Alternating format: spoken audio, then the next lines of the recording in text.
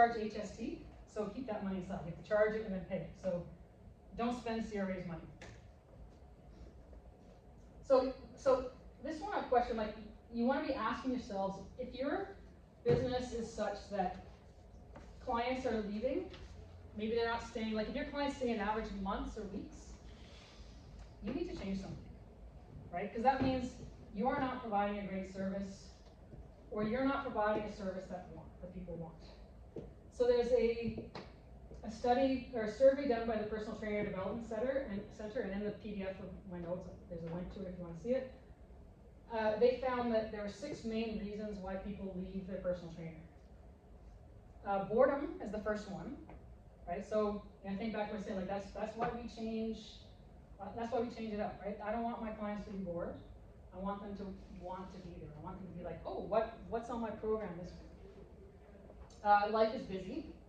Okay, there's not a lot you can do with that. So that one, like we have clients who, they have 2 kids and they just have another baby and they're like, I just don't have time right now. Usually they come back, but so there's it. So life is busy. There's not a lot you can do about that. I'm not getting results. To me, that's back to the goal is to keep the goal. If someone's told you their goal and you're not helping them towards that goal, you're helping them towards something else, they're probably not going to be happy with the results.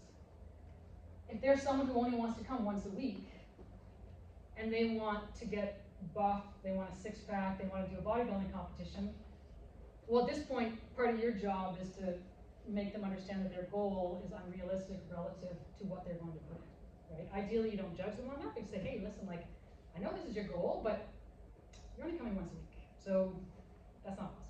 So let's find a more realistic goal. So making sure you're helping them set realistic goals. I feel judged, right? This one surprised me. And I think some of this, I'd be curious to know how many of those people that said I feel judged are people who are overweight, whose trainer decided that is what their training should be about, instead of listening to. Like, we have a client who joined us recently. She's very strong. She's carrying a few extra pounds. And she had a trainer before, but her trainer told her she had to lose some amount of weight before he would let her squat heavier. Like, I don't know if you've ever watched strongman, strongwoman competitions. Like, the people that squat the most weight are not petite, right? Like, they're big. And I'm fairly confident this guy's not telling, like, if he went to a strongman competition, he would be humbled by what he saw. So he lost that client. I mean, it's to our benefit, right? She felt he judged her. He judged her ability to do something based on her weight. And her response was like, okay, I'll go find another trainer, which we're happy that she did. She's enjoying training with us. The next reason people leave, they say you're unprofessional, right? And this might be the kind of thing, I'm going to guess this is probably something you've talked about in class. For me, the unprofessional is like making sure the clothes you're wearing are clean and appropriate for the people you're working with. You're not late. You're not on the phone the whole time. For me, that's I will, if I remember hiring a tennis coach. I play tennis, not that well, but well enough that I paid for lessons. And I had an instructor who was on his phone while I was working on my serve. I'm like, all right, well, I'm paying you like $50, $60 an hour. I want you to watch my serve. So I found another coach, right? So you're unprofessional. And then the last one is you just don't connect. And to me, this is back to the Julie the Cruise director thing. If you have, and this is where, so any of you that are like introverts, this is a tough profession for you, but you absolutely can do it. But I will tell you, so I've had a couple of trainers that work for us who, they didn't want to talk to the clients. The only thing they wanted to talk about was the training. So they would talk to the clients to introduce an exercise, right? Like, it'd be like, hi, how you doing? And then, okay, we're gonna talk about the exercise. And literally the only thing they would talk about during the hour of training was their exercises. And while the person was doing exercise, they said nothing. And they stood there. They stood there like this. And they're like, well, the person's here to train. I'm like, no. If the person is just here to train, they're not hiring a personal trainer. They're gonna go to the gym by themselves with their AirPods in and they're gonna work out. People who hire a personal trainer want to talk to the personal trainer. They want you to be personal. Okay, so yes, they're here for the training. They're also here for the chit chat. So if you're an introvert, if you're an extrovert, you're like, whatever, I got this, no problem, right? Easy peasy. If you're an introvert, it's totally doable.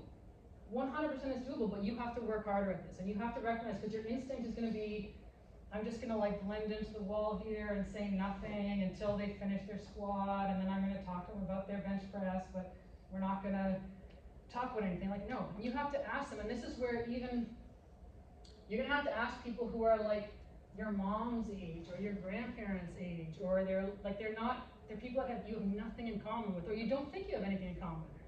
You need to connect with them, because they want to connect with you. They don't want to go there and just have like a robot that affected. Because if you're not connecting with someone, to them, you're basically a robot. Right?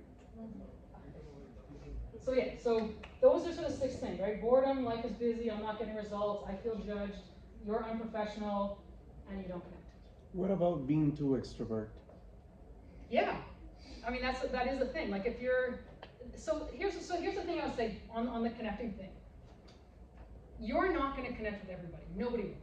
So every now and then you're going to have a client, no matter how perfectly you're doing, that's just not going to, they're not going to be a good fit for you.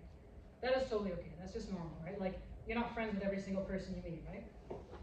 Okay, so you're not every client is going to be a good connection. But if people are regularly not drawn to you, or if they're regularly quitting, then maybe, yeah, you need to change something. So yes, too much of an extrovert, you'll see the signs though, right? Like if you're someone who's like always chit-chatting, and you'll see them, and you're asking someone a question, and every answer is one word, and then they turn their back on you. Like people read the body language, right?